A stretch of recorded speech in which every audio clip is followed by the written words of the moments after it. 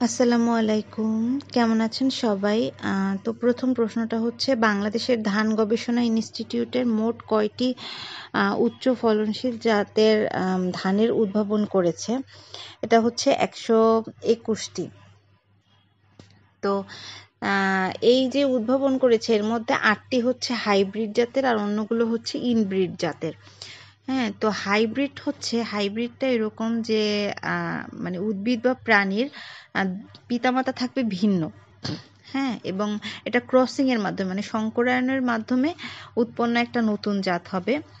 এবং এটার মানে এই যে গাছ বা হচ্ছে পশু পাখি, তাদের হচ্ছে যে দুইটা জাত থাকবে, বাবা মার যে দুইটা জাত থাকবে সেই দুইটাই হচ্ছে উন্নত বৈশিষ্ট্য সম্পন্ন। এবং যার ফলে হচ্ছে এরা অনেক দ্রুত বাড়ে, এই ফসলগুলো অনেক দ্রুত বাড়ে এবং বেশি ফলন দেয়। আর রোগ প্রতিরোধ ক্ষমতায় এদের বেশি থাকে এবং এরা শক্তিশালী হয়।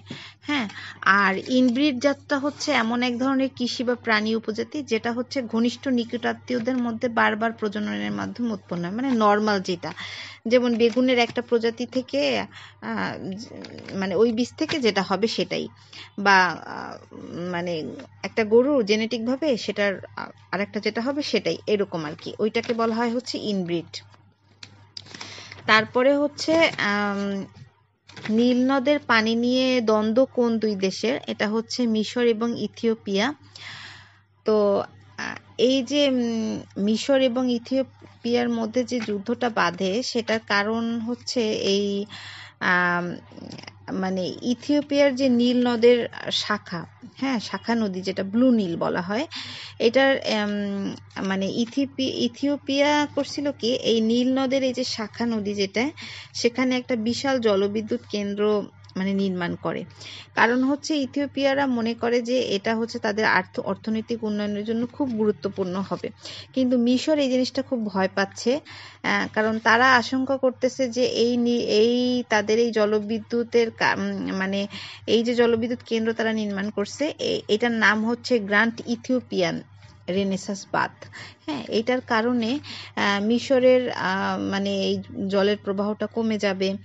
তারপর হচ্ছে তাদের যেহেতু জল নির্ভর কৃষি অর্থনীতি, তো এটা তাদের জন্য একটা হুমকি। এই জন্য তারা এই চুক্তিটার মানে তারা চাচ্ছে যে এটা যাতে মানে না করে, এই জন্যই মূলত দ্বন্দ্বটা। তারপরে হচ্ছে কোন আন্তর্জাতিক চুক্তি বাংলাদেশকে জলবায়ু অভিযোজন বা কূটনীতি সংক্রান্ত তহবিল পেতে সাহায্য করে? এটা হচ্ছে প্যারিস চুক্তি।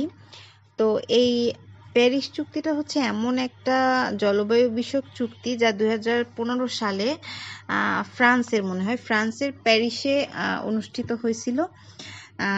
তো এটার মূল লক্ষ্য ছিল যে বৈশ্বিক তাপমাত্রা বৃদ্ধি, মানে শিল্পযুগের মানে পূর্বের তুলনায় এই যে মানে এটার পূর্বের তুলনায় মানে 2 ডিগ্রি সেলসিয়াসের নিচে রাখা, হ্যাঁ, এবং সম্ভব হলে 1.5 ডিগ্রি সেলসিয়াসের মধ্যে সীমাবদ্ধ রাখা, এইটাই হচ্ছে এটার লক্ষ্য ছিল। তো এই চুক্তিটার মাধ্যমে বাংলাদেশে যেটা হয়, বাংলাদেশ হচ্ছে জলবায়ু পরিবর্তন হয় এরকম একটা দেশ। হ্যাঁ, এই চুক্তির মাধ্যমে হচ্ছে কি যে উন্নত দেশের কাছ থেকে আর্থিক সহায়তা বাংলাদেশে পাওয়ার সুবিধা হয়েছে এবং প্রযুক্তিগত মানে যে সুবিধাটা সেটাও পাওয়া যাবে। আর জলবায়ু পরিবর্তনের সাথে সাথে তারা মানে খাপ খাইয়ে নিতে পারে, মানে যেটাকে আমরা অভিযোজন বলে। হ্যাঁ, এবং গ্রিন হাউস গ্যাসের যে নির্গমন এটা কমাবে কিভাবে সেটা, এই জিনিসগুলা যাতে তারা বুঝতে পারে, এক্ষেত্রে তার বিভিন্ন দেশ হচ্ছে তাদেরকে সাহায্য করবে, সেটা প্রযুক্তিগতভাবে হোক বা যেভাবে হোক, আর্থিকভাবে হোক, যেভাবে হোক। তারপর হচ্ছে কোন সম্মেলনের মাধ্যমে ন্যাম এর সূচনা করা হয়? ন্যাম হচ্ছে নন অ্যালাইন মুভমেন্ট, অ্যালাইন মানে হচ্ছে জোট, তো জোট নিরপেক্ষ একটা আন্দোলন। হ্যাঁ, এই কোন সম্মেলনের মাধ্যমে? এটা হচ্ছে বান্দু, ইন্দোনেশিয়া। তো এই যে ন্যাম, এটা হচ্ছে একটা আন্তর্জাতিক সংগঠন যা হচ্ছে দ্বিতীয় বিশ্বযুদ্ধ পরবর্তী স্নায়ুযুদ্ধকালে প্রতিষ্ঠিত হয়। হ্যাঁ, এই সংগঠনের উদ্দেশ্য ছিল যে কোনো প্রধান শক্তি বা হচ্ছে ব্লকের সাথে বা বিপক্ষে জোটবদ্ধ না হয়ে মানে উন্নয়নশীল দেশগুলা একটা স্বার্থ রক্ষা করবে। হ্যাঁ, মানে তারা কোনো মানে দেশের পক্ষে বা বিপক্ষে থাকবে না। মানে এইটার কারণে হচ্ছে তারা এই মানে এই ন্যামটা তারা তৈরি করছিল, যেখানে কোনো জোট থাকবে না।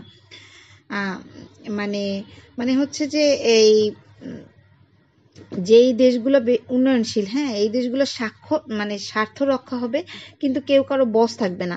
হ্যাঁ, স্বার্থ রক্ষার কারণে তারা হচ্ছে ঐক্যবদ্ধভাবে একটা প্ল্যাটফর্মের ভিত্তি স্থাপন করে। তারপর হচ্ছে প্রজন্ম জেট কারা? প্রজন্ম জেট হচ্ছে 1997 থেকে 2012 সালে যারা জন্মগ্রহণ করে, এই ধরনের প্রজন্মগুলাকে বলা হয় হচ্ছে প্রজন্ম জেট। তো আশা করছি সবার ভালো লেগেছে। সবাই ভালো থাকবেন। আল্লাহ হাফেজ।